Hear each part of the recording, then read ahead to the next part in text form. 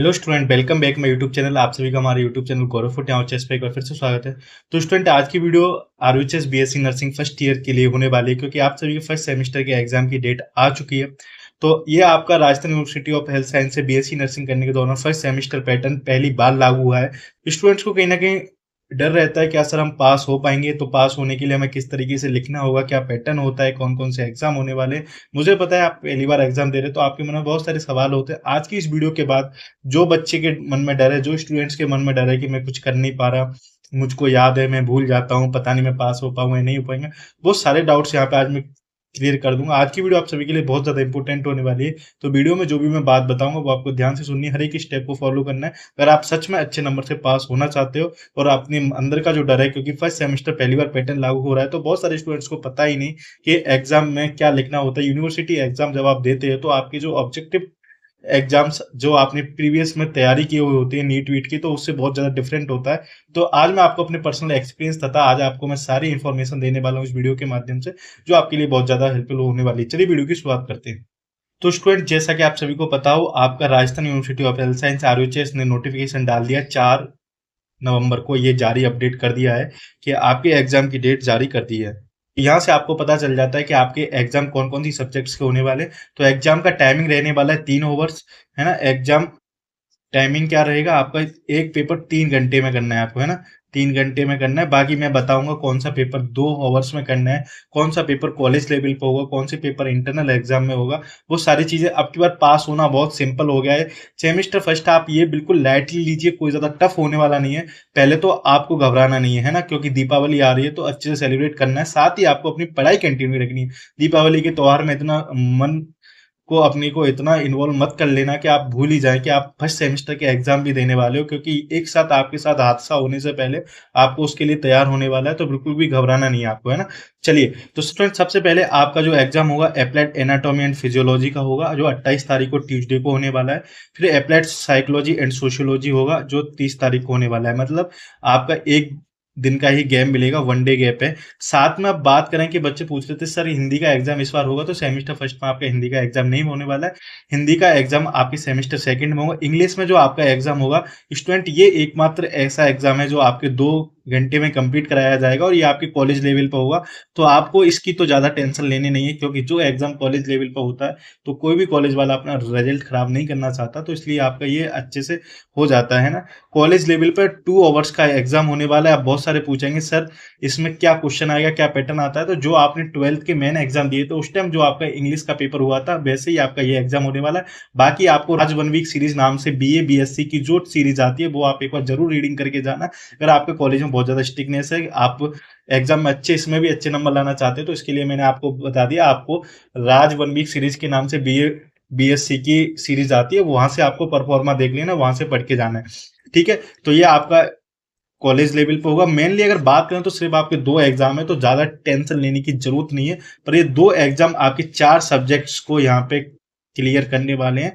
तो इंपॉर्टेंट चीज ये है कि 2 एग्जाम के चक्कर में मत रहना, 4 सब्जेक्ट्स हैं तो उस पर भी आपको फोकस करना है। Anatomy, physiology, sociology and psychology, ये तो सारा चीज रहा। और आपको बता दूं टाइमिंग आपकी 9 से 11 रहेगी इस 2 वाले पेपर की। बाकी आपको 50 मिनट पहले जाना है और 30 मिनट बाद ये आपका गेट एग्जाम कर देंगे बंद। चलो, ये तो आपका जो आरयूएचएस ने ऑफिशियल नोटिफिकेशन डाला था उसकी बात होगी। अब स्टार्ट होता है कि सर हम ऐसा कैसे लिखें कॉपी में, कितने नंबर की एग्जाम होता है, कितने पेज लिख के आने होते हैं, किस तरीके से पुट ऑफ करके एक इंटेलिजेंट बच्चे की तरह या फिर एक नॉर्मल स्टूडेंट्स भी अच्छे नंबर ला सकते हैं।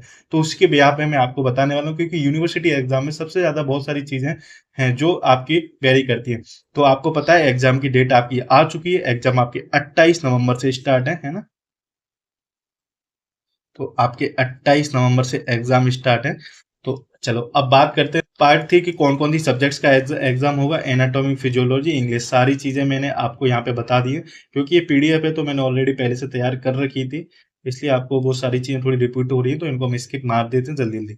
सो नेक्स्ट बात है, हाँ, सबसे इंपॉर्टेंट चीज, अब मैं बता दूं पास कितने नंबर पर होते हैं, कौन सी सब्जेक्ट्स का कितना कितना नंबर मिलना है, क्योंकि ये वीडियो उन सभी स्टूडेंट्स के लिए इंपॉर्टेंट है जिनके मन में ये आ जाएगा कि कौन सी सब्जेक्ट को किस आधार पर वेटेज देना है। तो टोटल आपके जो नंबर होने वाले हैं स्टूडेंट, वो आपके 75 नंबर का एग्जाम होने वाला है। उसमें पासिंग मार्क आपको जो 75 का 50% नंबर, लगभग 38 नंबर लाने होंगे, जिसमें आपके इंटरनल नंबर कॉलेज के प्लस मेन एग्जाम कॉपी के, ये दोनों मिला के ही आपको लेके आने होते हैं। अब 75 में से आपको जो एग्जाम दे रहे हो वहां से आपको 38 नंबर लाने, ये मेन कॉपी में 75 का 50% लाना है, 38 नंबर, साथ में इंटरनल नंबर है वो एक्स्ट्रा जुड़े हो जाएंगे। मैं आपको अच्छे से ध्यान रखनी है। तो यहाँ पे आपको समझ में आ गया होगा मैं किस 75% के 50 नंबर की बात कर रहा हूँ, ना कि ओवरऑल 50% की। चलिए, तो एनाटॉमी की बात करूँ 37 नंबर का, 38 फिजियोलॉजी, सोशियोलॉजी 37 और आपकी साइकोलॉजी 38 नंबर का होने वाला है ना। ये सारी चीजें आपके सामने इसलिए रख रहा हूँ जिससे आपको, और इंग्लिश तो आपको पता है कॉलेज लेवल पे होगा, तो 75 नंबर का एग्जाम ये भी होता है, साथ में आपके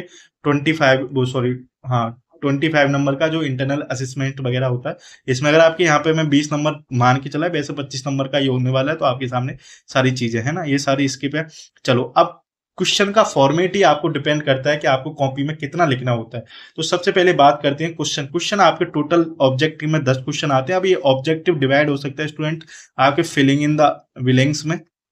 ये डिपेंड करेगा यूनिवर्सिटी किस आधार पर देती है। फिलिंग इन द ब्लैंक्स में भी इंक्लूड हो सकता है, ट्रू एंड फॉल्स में भी इंक्लूड हो सकता है। तो इसके लिए आपको बुक्स पढ़नी जरूरी होती है।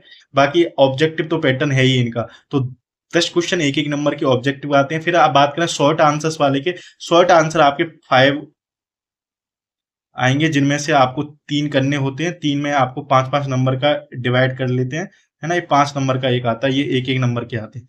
चलो, उसके बाद आपका लॉन्ग टाइप क्वेश्चन आएंगे। आपके 2 क्वेश्चन आते हैं, जिसमें से आपका या तो 7 नंबर का होता है या एक 6 नंबर का, इस तरह से डिवाइड रहता है। तो ये सारी चीजें आपकी। अब बात करते हैं 3 टाइप के क्वेश्चन आने हैं, तो बिल्कुल घबराना नहीं, जैसा बता रहा हूं वैसा अगर आप कर लेते हो तो मैं आपको श्योरिटी देता हूँ, और आपने अच्छे से पढ़ाई की है तो पास हो जाओगे। बिल्कुल भी घबराना नहीं है ना पहले तो।